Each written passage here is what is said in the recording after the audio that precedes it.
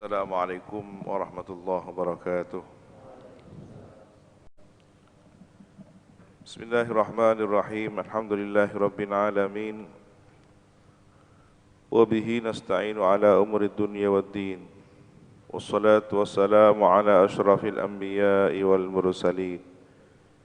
Sayyidina Muhammad wa ala alihi wa sahbihi ajma'in.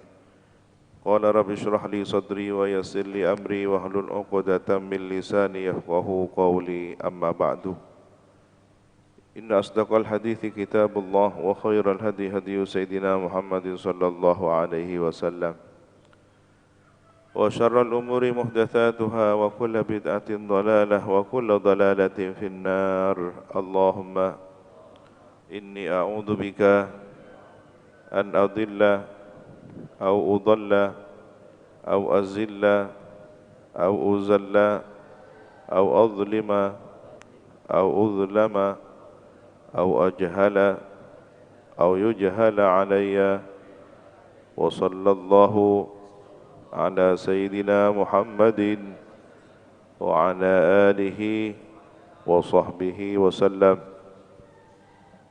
وبالسند المتصل إلى الإمام جلال الدين محمد بن أحمد بن محمد المحلي وإلى الإمام جلال الدين عبد الرحمن بن بكر السيوطي رحمه الله تعالى ونفعنا بهما وبعلومهما وبأسرارهما وبأسرار سائر الصالحين.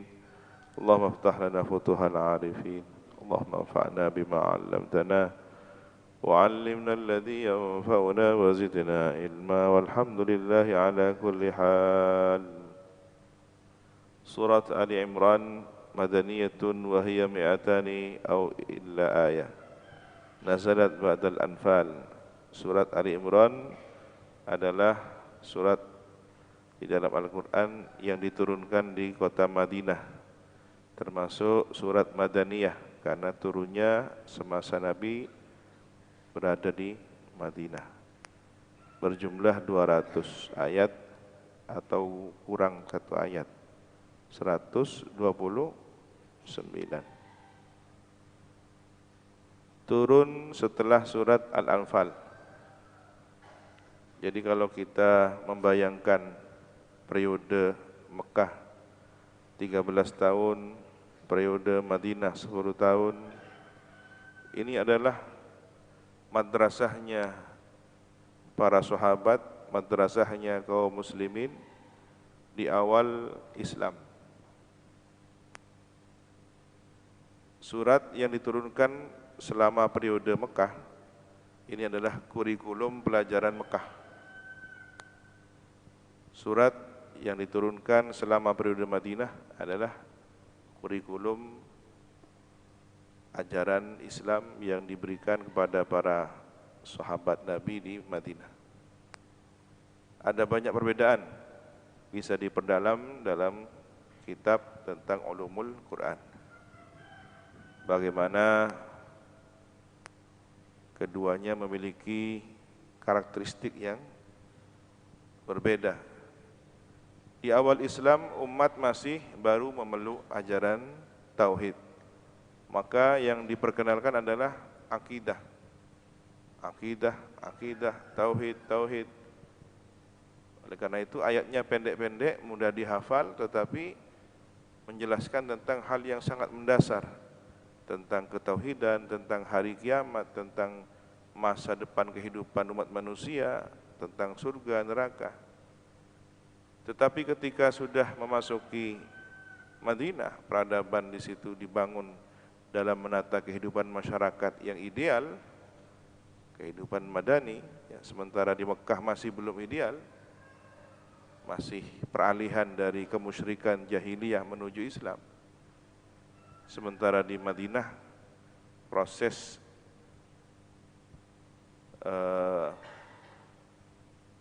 pembentukan karakter masyarakat yang berdasarkan nilai-nilai keislaman tetapi menjaga kemajemukan. Lahirlah waktu itu Mitsak Madinah, Piagam Madinah, yang pada akhirnya mengantarkan kepada peradaban Islam. Apa yang diajarkan? lebih banyak tentang syariat, muamalat, faraid, hukum waris, ya, faraid, dan seluruh ajaran Islam lainnya dilengkapi di Madinah. Bismillahirrahmanirrahim. Alif Lam Mim. Ini termasuk min ahrufil muqatta'at, ya, huruf-huruf yang secara terpotong-potong dibaca di awal ayat, di awal surah, seperti Alif Lam Mim Ra, Alif Lam Ra, ya. Kemudian Nun, Shad, Kaf, Ha, Ya, Ain, Shad, ya. Kalau orang tidak memahami cara membacanya, ya dibaca alam gitu, ya. Asaqo gitu. Ini menunjukkan bahwa dia tidak melalui keilmuan yang memadai. Bismillahirrahmanirrahim. Alif Lam Mim. Allahu a'lamu bimuradihi bidzalik. Ini para mufassir secara standar umum biasanya demikian, ya. Allah lebih mengetahui terhadap maksudnya, terhadap yang diinginkan olehnya bidzalika, dengan hal tersebut. Apa maksudnya Alif Lam Mim itu? Allah Ta'ala maha mengetahui. Sementara ada ulama yang berusaha untuk memberikan tafsir secara isyarah, ya. Walaupun standar sebagai keilmuan yang valid dan dipertanggungjawabkan secara standar ilmu hadis, kesahihan, ya. Kita harus berdasarkan hadis yang sahih. Nah, ulama ahli dzauq, ulama al-arifin memiliki pendalaman makna yang berbeda sesuai dengan waridat yang Allah berikan, sesuai pemahaman isyarah yang diterima. Qul saja, qul huwallahu ahad, bagi kita ya standar saja. Qul, katakanlah, huwa, dia itu yang disembah, yang diagungkan, Allahu, bernama Allah, ahad, yang bersifat esa. Tetapi menurut ahli isyarah, ulama ahli isyarah memahaminya ada 3 kategori orang yang mencapai ma'rifatullah. Ada yang cukup dengan dhamir huwa, dia cukup mengenal Allah dengan huwa, huwa. Dia berzikir hu, menunjukkan dia. Dhamirnya mengenal siapa yang dimaksud. Orang kalau sudah sedang jatuh cinta, dia siapa? Yang tahu yang jatuh cinta. Ya.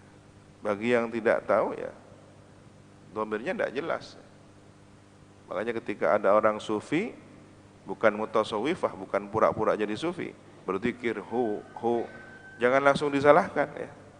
Jangan langsung dibantah, ini tidak ada dalilnya. Karena apa yang dilakukan oleh kaum sufi itu lebih banyak kepada persoalan dzauq, cita rasa. Apakah ada batasan? Ada. Ketika Nabi memberikan batasan, berzikirlah kalian sehingga orang mengatakan kalian gila. Nah, itu bagaimana batasannya itu? Zikir sampai orang bilang, oh, majnun, ada gila. Ya kira-kira seperti itu tadi. Hu. Orang tidak paham, gila dia. Sementara Sayyidina Ali memberikan informasi bahwa para sahabat Nabi di suatu ketika, ya, di malam-malam tertentu, di hari-hari tertentu, dalam kondisi tertentu, ketika sedang berzikir, para sahabat Nabi ini seperti pepohonan yang dihembus angin. Silakan lihat pohon dihembus angin. Kalau itu pohonnya pohon yang besar, ya tangguh dia. Tetapi kalau pohonnya agak kecil, maka dia berayun-ayun. Ya, doyong ke kanan kiri belakang. Nah, inilah yang kemudian menjadi inspirasi dan merupakan sanad yang bersambung kepada salafun saleh, zikir dengan gerakan. Seperti gerakannya pohon yang dihembus angin. Ya. Ini hanya dipahami oleh orang yang merasakan, ahli dzauq, ahli cita rasa. Kalau yang belum merasakan, ya, dia akan bertanya-tanya, bahkan mungkin menuduh salah. Ini sesat, ini seperti ini, seperti itu. Ini apa gerakan yang tidak berdasar. Tetapi ketika dijelaskan secara ilmiah oleh ahlinya, barulah terungkap bahwa semua yang dilakukan berdasarkan hadis atau sunnah atau Al-Quran bahkan. Ya. Al-Quran mengatakan bahwa yang disebut dengan ulul albab itu siapa? Alladzina yadhkurunallaha qiyamau wa qu'udau wa ala junubihim. Ini kalau disimpulkan apa? Khulasatul kalamnya bil majmu' ya, bil jumlah, bahwa dalam segala kondisi berzikir. Mau kondisi berdiri, duduk, berbaring, silakan berzikir. Ya. Kecuali di tempat-tempat yang memang dimakruhkan bahkan diharamkan berzikir. Tempat yang memang tidak pantas zikir, terutama secara lisan, secara jahar. Nah, sebagian ada yang menggabung-gabungkan ayat ini menjadi satu isyarah, ya. Alif lam mim. Lain sendiri, ya. Dimaknai alif ini adalah menunjukkan kepada Allah, ya. Lam menunjukkan kepada Jibril. Mim menunjukkan kepada Muhammad. Ya. Allah menurunkan wahyunya melalui malaikat Jibril kepada siapa? Mim, kepada Muhammad. Ya. Yang paling santun, paling beradab, ya ini tafsirannya, Allahu a'lamu bimuradihi bidzalik. Allah yang lebih tahu. Kita tidak mencoba memastikan secara benar, ya, ini pasti maknanya alif adalah Allah, lam adalah Jibril, mim adalah Muhammad. Nah. Para ulama ahli isyarat juga membahasakannya dengan santun. Ini adalah isyarah terhadap makna begitu, isyarah. Dan biasanya di ujung ibarahnya ada wallahu a'lam bimuradihi atau bihaqiqatihi atau wallahu a'lam bis-shawab. Ya, tidak dengan memastikan. Allahu la ilaha illa huwal hayyul qayyum. Allah la ilaha, tidak ada Tuhan yang berhak disembah. La ma'budah bihaqqin, ya. La ilaha itu ai la ma'budah bihaqqin, tidak ada yang berhak disembah dengan hak, ya. Tidak ada Tuhan yang berhak disembah illa huwa, kecuali Dia. Nah, ini biasanya para sufi untuk mengantarkan orang-orang awam berzikir, cara mereka diajarkan dulu Allah, Allah, la ilaha illahu, illahu, sudah. Kemudian illanya dibuang, hu, begitu. Dan itu metode. Kalau orang tidak bisa khusyuk dengan cara itu, ada banyak cara lain. Kadang orang yang tingkat kebatinannya masih sangat awam, penuh dengan kemuskilan, penuh dengan kemaksiatan, tidak khusyuk, malah dibikin main-main. Maklebur, mereka main. Nah, ini kan berbahaya. Melihat orang kaum sufi berzikir dengan gerakan, enak bikin joget-joget kalau gitu. Ini yang terjadi di acara zikir, di acara sholawatan. Mereka yang awam yang menjadi masalah. Dan itu dalam semua level, di tingkat keilmuan, di tingkat praktek, bahkan urusan duniawi yang pemula, awam itu seringkali membuat kekacauan. Tukang ahli bangunan kalau sudah profesional luar biasa, cara menyusun bata dalam hitungan menit bisa menghasilkan berapa bata ya. Tetapi bagi yang awam ini untuk menyusun satu bata saja butuh berapa menit kan gitu. Itu pun masih salah-salah ukurannya, kemiringannya, yang bisa berakibat merusak bangunan. Demikian pula dengan bangunan batinnya seseorang ya. Ketika masih awam, dia tidak punya dasar yang kuat, ya bisa jadi salah dan sesat. Maka dibutuhkan mursyid, pembimbing. Ya, dalam thariqah ada namanya mursyid. Dalam masalah pendidikan ada namanya murabbi.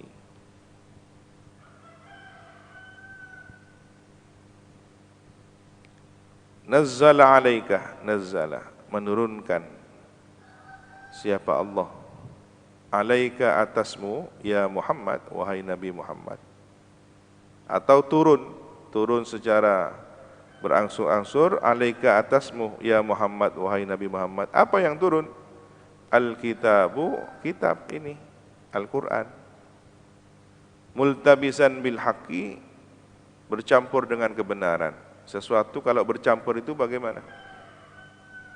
Air ketika sudah benar-benar bercampur dengan kopi, tidak lagi disebut dengan air kopi, enggak kan ya?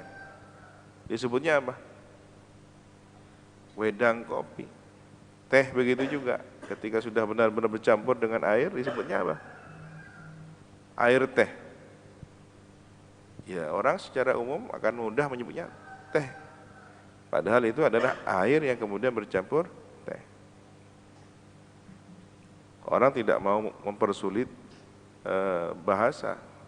Tolong bikinkan saya air kopi, air teh, enggak. Bikinkan saya kopi. Ya tentunya kalau bikin kopi ada airnya, tidak kemudian kopinya saja diberikan. Ya. Ini menunjukkan multabisan, bercampur. Jadi Al-Quran itu bercampur dengan kebenaran, ya sudah menyatu dengan kebenaran. Al-Quran itu mengandung ajaran kebenaran. Ini menunjukkan bahwa benar-benar sudah menjadi satu bagian. Bisidqi, dengan pembenaran. Fi akhbarihi, dengan membenarkan.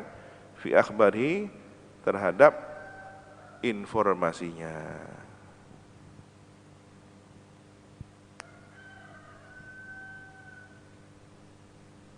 Musaddiqan, hali membenarkan, lima baina yadaihi, kepada apa yang ada di hadapannya, qablahu, sebelumnya Al-Quran, membenarkan kepada kitab yang ada sebelumnya. Minal kutubi, dari sejumlah kitab-kitab suci, Zabur, Taurat, Injil, ya, Suhufi Ibrahim, Suhufi Musa. Wa anzala, dan menurunkan siapa Allah, At-Taurat wal Injil, kepada Taurat dan Injil. Min qablu, ay qabla tanzilihi, dari sebelumnya, sebelum turunnya Al-Quran, sudah lebih dahulu turun Taurat dan Injil. Maka beriman kepada Al-Quran ini terkoneksi kepada keimanan kita kepada Injil dan Taurat. Bukan Injil yang sudah berubah ya. Kalau Injilnya wajib kita imani, tapi perubahannya yang harus kita bantah. Nah, sementara kita tidak tahu secara pasti mana yang sudah perubahan dan mana yang masih asli. Cara mencarinya, Al-Quran yang menjadi barometer. Ketika isi Taurat dan isi Injil yang sekarang diterbitkan, dicetak di mana-mana, bahkan Injil sekarang sudah diterjemahkan nyaris sudah tidak dikenali lagi bahasa aslinya. Bahasa aslinya kan Ibrani. Sekarang Injil versi Indonesia. Apakah kemudian bahasa Ibrani diterjemahkan ke dalam bahasa Indonesia? Enggak. Sudah bahasa Indonesia. Nah, itulah perbedaannya. Kalau Al-Quran ya bahasa Arab. Soal terjemahannya lain. Itu bukan Quran. Itu terjemahan dari Al-Quran. Tetapi Injil enggak. Injil Inggris bahasa Inggris. Injil Jerman bahasa Jerman. Orang Indonesia tidak akan bisa membaca Injil versi Jerman jika tidak mengenal bahasanya. Disitulah kemudian banyak perubahan yang setiap tahun revisi. Hingga hari ini sudah ribuan bahkan puluhan ribu revisi. Salah satu perubahannya ya di tahun 70-an ada kata di dalam Injil ya, dilarang memakan babi. Begitu sudah kalimatnya. Tetapi kemudian ada tambahan ya, babi yang berkuku, babi hutan atau jeleng. Ini sejak kapan ada tambahannya? Kalau bukan babi jeleng berarti boleh, kan begitu nanti pemahaman implikasi terhadap hukumnya. Jadi mereka yang mengubah.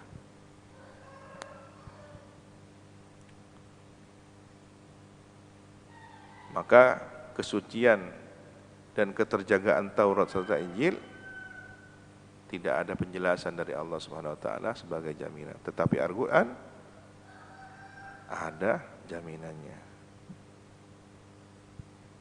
Al-Qur'an yang akan menjaga, meluruskan Taurat dan Injil dengan cara apa yang sudah terubah diperbaiki oleh Al-Qur'an ya.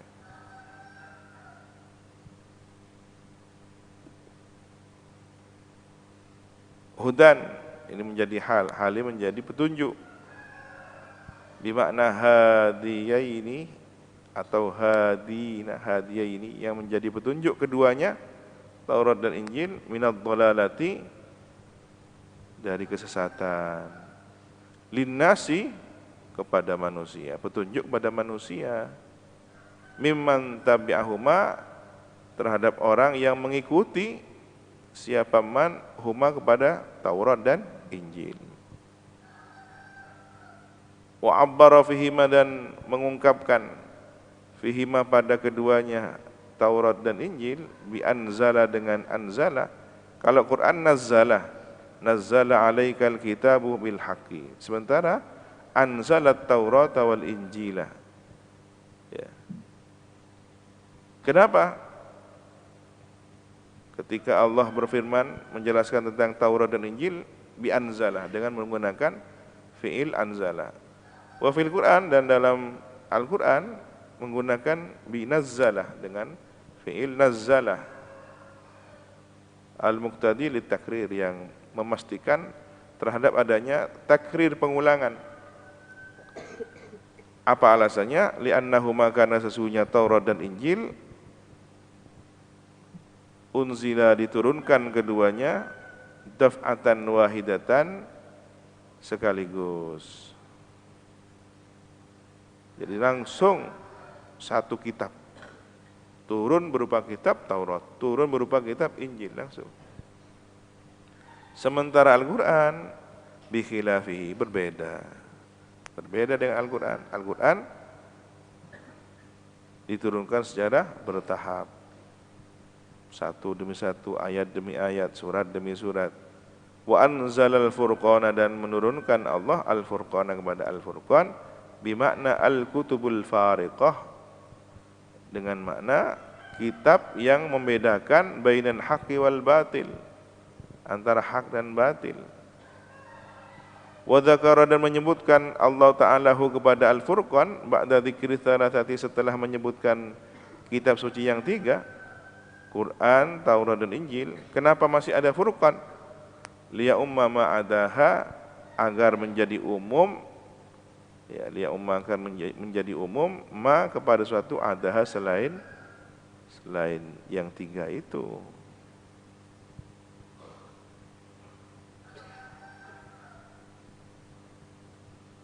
Innal ladzina kafaru sesungguhnya orang-orang kafaru yang kufur. Siapa alladzina? bi ayatillahi terhadap ayat-ayat Allah, Al-Qur'an, wa ghairihi dan selainnya, ya maka kita itu diajarkan sejak dahulu kala cara menyikapi berita yang tidak jelas, berita hoax. Apakah ini hoax apa benar? Ya. Apakah ini berita hakut apa berita hoax? Ya. Hak apa hoax? Ya. Maka ketika kita tidak punya keyakinan secara pasti, diam. Sebagaimana kita diajarkan bersikap kepada kitab Taurat dan Injil yang sekarang. Ya. Kalau kita mengingkarinya, jangan-jangan di situ ada ayat yang merupakan firman Allah Ta'ala. Kalau kita membenarkannya, jangan-jangan di situ ada ayat yang setelah disimpangkan, diubah. Maka diam. Diam itu bagian dari sikap, bukan ambigu, enggak. Tapi karena persoalan yang begitu mendera dan membuat orang yang halim kebingungan. Ya, kalau mengambil keputusan justru bisa terjebak kepada kesalahan.